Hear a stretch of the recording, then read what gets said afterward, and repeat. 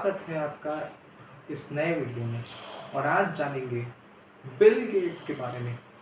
Bill Gates one of the top richest billionaire, जिनकी net worth 12,950 crore US dollar से भी ज़्यादा है। वो बिल गेट्स जो एक बहुत बड़े सोशल वर्कर हैं और मेलिंडा गेट्स ऑर्गेनाइजेशन चलाते हैं। वो बिल गेट्स जो एक बहुत बड़े विजनरी हैं, जिनका हमेशा से यही विजन है कि every desk should have a computer and every computer should have a Microsoft system installed in it. आज जानेंगे इन बिजनेस लर्निंग्स, इनकी सक्सेस और इनकी फेलियर्स से। तो शुरुआत करते हैं सक्सेस से।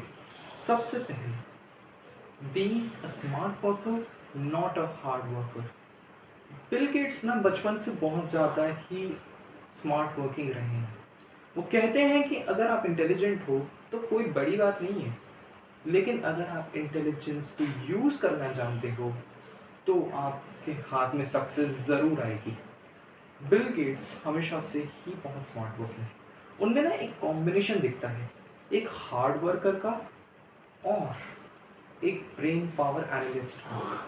बिल गेट्स ने बचपन से ही पढ़ाई में बहुत स्मार्ट वर्क किया। इस कारण से उन्हें एकेडमिक्स में तो कोई भी कॉम्पीट कर ही नहीं सकता था।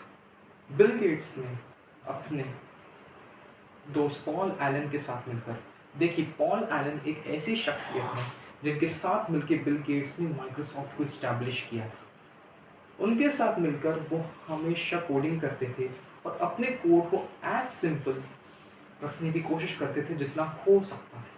इसी कारण से उनका जो कोड था ना, उसको कोई कंप्लीट नहीं कर पा रहा था।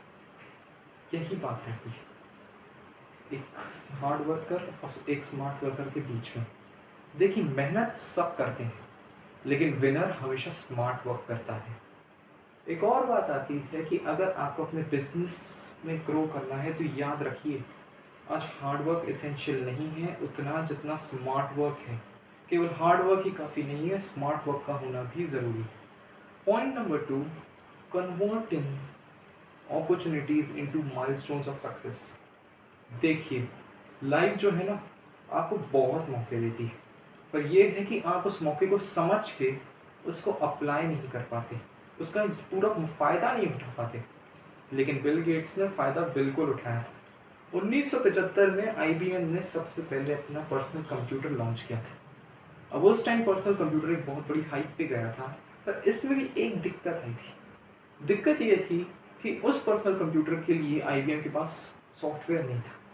बिल गेट्स ने ये एज एन अपॉर्चुनिटी देखा। उन्होंने पॉल एलन के साथ मिलके माइक्रोसॉफ्ट का सबसे पहला सॉफ्टवेयर बनाया, MS DOS, जो उन्होंने बेच दिया, जो उन्होंने बेचा नहीं था, पर उन्होंने प्रेजेंट किया था IBM के सामने।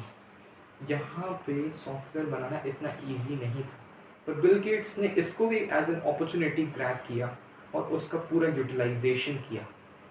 और IBM को प्रोडक्ट इतना पसंद आया कि वो हर तरह की डील करने के लिए तैयार था माइक्रोसॉफ्ट से। देखिए कस्टमर की जब आप प्रॉब्लम सॉल्विंग प्रोडक्ट बनाते हैं ना, तो मर्जी फिर आपकी चलती है। और बिल गेट्स ने तो यहाँ पे IBM का पूरा गुत्था ही पकड़ लिया था। IBM से उन्होंने फिर एक और अपॉर्चुनिटी ग्रैब की। उन्होंने कहा कि जो भी कंप्यूटर IBM बेचेगा उसकी एक फ़ी बिल गेट्स ने उनकी माइक्रोसॉफ्ट को मिलेगी। IBM इस पर रेडी हो गया और इससे धीरे धीरे करके माइक्रोसॉफ्ट के प्रॉफिट्स बढ़ने लगी थी। इससे हमें एक चीज़ तो समझ में आ जाती है कि दिक्कत ये नहीं है कि हमारे पास अपॉर्चुनिटीज़ नहीं है, दिक्कत तो ये है कि हम अपॉर्चुनिटीज़ को पकड़ नहीं पाते, उसको पूरा यूटिलाइज नहीं कर पाते। Point number 3, converting failures into success.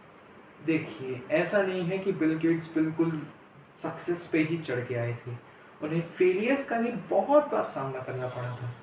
जैसे उनकी एक कंपनी थी जो उन्होंने पॉल एलन के साथ सबसे पहले स्टार्ट की थी, टाफ ओ डाटा। इस कंपनी के साथ वो क्या करना चाहते थे कि ट्रैफिक का पूरा फ्लो वो मेजर करना चाहते थे, बट ये चीज़ बहुत बड़ा फेलियर बना, जिसके कारण उनकी कंपनी बंद हो गई। पर इससे वो ये तो समझ गए कि मार्केट की नीड्स के अनुसार अगर वो अपना प्रोडक्ट पेश करेंगे तो बहुत आसान रहेगा। यहाँ पे उन्हें क्रिटिसिज्म भी बहुत मिली थी। क्रिटिसिज्म उनकी एक और चीज़ पे हुई थी कि जब उन्होंने माइक्रोसॉफ्ट को बहुत ज़्यादा इस्टेब्लिश कर दिया तो हर कोई यही क्रिटिसाइज कर रहा था कि बिल गेट्स ने अपनी मोनोपोली का बहुत ज़्यादा गलत फ़ायदा उठाया है, अपने कॉम्पिटिटर्स के ऊपर बहुत ज़्यादा इलीगल मेथड्स यूज़ किए हैं। इस कारण से उन्हें उनकी प्रेसिडेंट की पोस्ट से हटाया गया माइक्रोसॉफ्ट में, और वहीं पे ही फिर बाल्मर आए, स्टीव बाल्मर। इनके बारे में अभी आगे हम चर्चा करने वाले हैं। पर ये ज़रूर समझिए कि उन्होंने हमेशा अपनी फेलियर्स से और अपनी क्रिटिसिज्म से हमेशा सीखा और उससे अपने आप को इम्प्रूव किया। ये हाँ तो अगली पॉइंट पर हम आते हैं कि if your product does not have a need then evolve it so that it can create need. Bill Gates ने जब अपना प्रोडक्ट आईबीएम को बेचा था तो पहला साल तो बहुत प्रॉफिटेबल था, पर धीरे धीरे उनके प्रॉफिट्स डिक्लाइन होते जा रहे थे। इसका कारण यही था कि उनके प्रोडक्ट को मार्केट में इतनी एक्सेप्टेबिलिटी नहीं मिल रही थी। जब उन लोगों ने इसके ऊपर चर्चा जारी की तो उन्हें ये पता चला कि पायरेसी यानी सॉफ्टवेयर चोरी करना और कंप्यूटर कंप्यूटर प्रोग्रामर्स, क्या है ना कि उस टाइम जो कंप्यूटर्स थे वो मोस्टली प्रोग्रामर्स ही यूज़ करते थे। तो प्रोग्रामर्स इतने स्पेशलाइज्ड थे कि वो कहते थे हमें कोई सॉफ्टवेयर की ज़रूरत ही नहीं है। ये देखकर बहुत बड़ी हर्डल थी बिल गेट्स के सामने। उन्होंने इसको कैसे कम बैक किया? देखिए, सेटबैक का जवाब उन्होंने कम बैक से दिया। उन्होंने क्या किया कि अपने प्रोडक्ट को इतना अपग्रेड किया कि वो फिर माइक्रोसॉफ्ट ऑफिस ले आए। वो माइक्रोसॉफ्ट के और वर्जन्स लेते आते गए। देखिए, बिल गेट्स जो थे ना बहुत बड़े इनोवेटर थे, बहुत तेज़ी से इनोवेट कर जाते थे, इतना तेज़ी से कि जब तक कोई पकड़ में आए वो निकल गए। हमेशा ऐसी ही तेज़ी से अपने प्रोडक्ट को इनोवेट करते रहिए ताकि आपके कस्टमर को हमेशा पसंद आए। तो हुआ यूँ कि बिल गेट्स ने जैसे-जैसे अपनी प्रोडक्ट बनाए, उन्होंने माइक्रोसॉफ्ट ऑफिस बनाया जिसमें उन्होंने एक्सेल, वर्ड और पेंट दिया। इससे इससे उनके प्रोडक्ट की वैल्यू और बढ़ गई, और भी ऑडियंस आ गई कि अब हम भी कंप्यूटर यूज़ करेंगे, क्योंकि कंप्यूटर ने अब सबकी लाइफ ही ईज़ी कर दी थी। इससे एक चीज़ समझ जाइए कि अगर आपके प्रोडक्ट की नीड नहीं है ना, तो उसको इतना इवॉल्व कीजिए कि उसकी नीड आ जाए। अगली पॉइंट पर आते हैं कि बिल गेट्स की फेलियर्स के बारे में। देखिए, सक्सेस से तो हर कोई सीख जाता है, बट ये है कि कैसे फेलियर से सीखा जाए। पर उससे पहले मैं आपको ये चीज़ बता दूँ कि बिल गेट्स हमेशा से ही बहुत ज़्यादा हार्ड वर्किंग भी थे।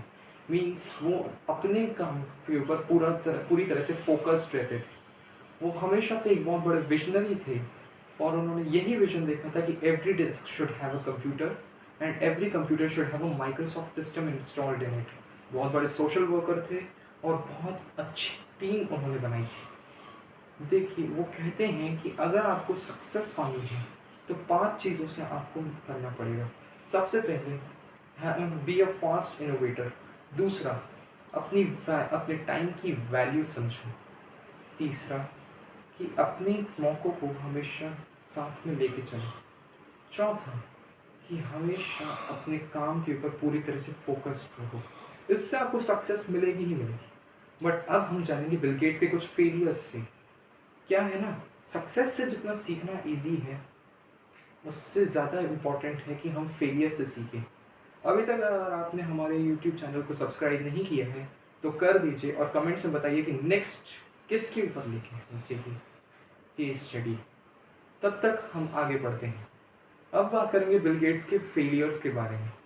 देखिए, बिल गेट्स और पॉल एलन ने स्टार्ट की थी अपनी बिल गेट्स और पॉल एलन ने अपनी टार्प और डेटा जो स्टार्ट की थी वो एक बहुत बड़ा फेलियर था। उससे हमेशा से उसका जो प्रोडक्ट था वो मार्केट में इतना रिकग्नाइजेबल नहीं हो पाया था। इससे बिल गेट्स ये तो समझ गए कि अपने प्रोडक्ट को इवॉल्व करना बेटर है। याद रखिए, अगर आपका प्रोडक्ट फेल हो जाता है मार्केट में, आपकी कंपनी डूब रही हो, तो एक चीज़ तो पक्की बात है कि आपको अपने प्रोडक्ट के ऊपर वर्क ज़रूर करना चाहिए। बिल गेट्स की सबसे बड़ी मिस्टेक ही ये थी कि उन्होंने अपनी कंपनी के लिए नए प्रोडक्ट्स को उतना ज़्यादा स्पेशलाइजेशन। स्पेशलाइजेशन नहीं दिया था। तो हमेशा अपने प्रोडक्ट को स्पेशलाइजेशन स्पेशलाइजेशन ज़रूर दीजिए। अगली पॉइंट आती है कि बिल गेट्स ने स्टीव बाल्मर को अपॉइंट कर दिया। स्टीव बाल्मर जब उनके ऊपर ये केस चल रहा था कि उन्होंने कॉम्पिटिटर्स को गलत तरीके से मैनिपुलेट किया, तो उन्होंने स्टीव बाल्मर बहुत बहुत बड़े इनोवेटर नहीं थे। मतलब थे तो सही, पर इतने बड़े नहीं थे। स्टीव बाल्मर का जो विजन था वो उतना बड़ा नहीं था जितना बिल गेट्स थे। एज अ रिजल्ट उनके कारण माइक्रोसॉफ्ट के जो भी प्रॉफिट्स थे, जो भी था, वो सब कम होता जा रहा था। बिल गेट्स ये सब जानते थे, बट वो बेचारे चुप थे, क्योंकि अब प्रेसिडेंट स्टीव बाल्मर थे और उन्हें वहाँ तक पहुँचाया था बिल गेट्स ने। देखिए, यहाँ पे एक चीज़ याद रखिए कि आपको अपने बिजनेस में जब भी कोई लीडर अगर अपॉइंट करना हो ना, तो वो वैसा कीजिए जो आपके विजन को भी शेयर करता हो और कंपनी के लिए भी, कंपनी की एड्स भी उससे मिलते जुलते हैं। अब स्टीव बाल्मर ने क्या किया कि उन्होंने सोचा कि माइक्रोसॉफ्ट को क्यों ना फ़ोन की उसमें ले जाए, फील्ड में ले जाए। तो उन्होंने माइक्रोसॉफ्ट की टीम से अर्ज किया कि क्यों ना वो नोकिया को खरीद लें। पहले तो माइक्रोसॉफ्ट की पूरी टीम ने मना कर दिया, बट फिर स्टीव बाल्मर ने छोड़ने की धमकी दी थी। इसके कारण माइक्रोसॉफ्ट को ना चाहते हुए भी नोकिया को खरीदना पड़ा, जिसका कितना बड़ा इम्पैक्ट हुआ था वो तो हम सब जानते ही। तो याद रखिए, आपके बिजनेस में डिसीजन मेकर आप हैं, तो आपको ये सोचना चाहिए कि आखिर किसे ऐसा अपॉइंट किया जाए जो हमारे बिजनेस को बल्कि ग्रो करे, उसे डुबाए नहीं।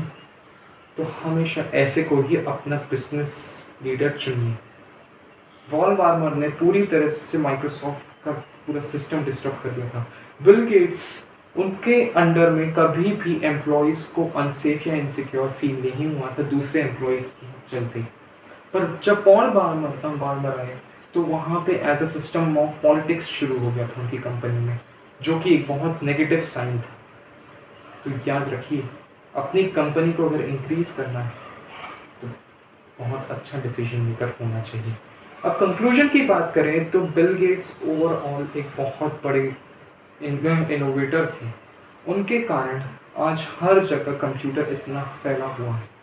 वही शायद पहले थे सॉफ्टवेयर इंडस्ट्री में, जिनके कारण सॉफ्टवेयर इंडस्ट्री सही में इतनी बढ़ पाई। आज उनकी नेटवर्थ 12,950 करोड़ डॉलर से भी ज़्यादा हो गई। इससे एक चीज़ तो समझ जाइए कि सक्सेस आपकी तब होती है जब आप उसके लिए कंसिस्टेंट वर्क करते हैं। उनके फेलियर्स भी थे, बट फिर उन्होंने अपनी गलतियां सुधारी भी। उन्होंने अपना सोशल सर्विस प्रोग्राम अपनी वाइफ के साथ शुरू किया, जिसमें उन्होंने बहुत ज़्यादा डोनेशंस दिए हैं। One of the biggest programs in the world है। उम्मीद करता हूँ आपको आज की ये केस स्टडी पसंद आई। सब्सक्राइब कीजिए, लाइक कीजिए और कमेंट करके बताइए कि आपको वीडियो कैसा लगा। मिलता हूँ नेक्स्ट वीडियो में, और तब तक के लिए धन्यवाद।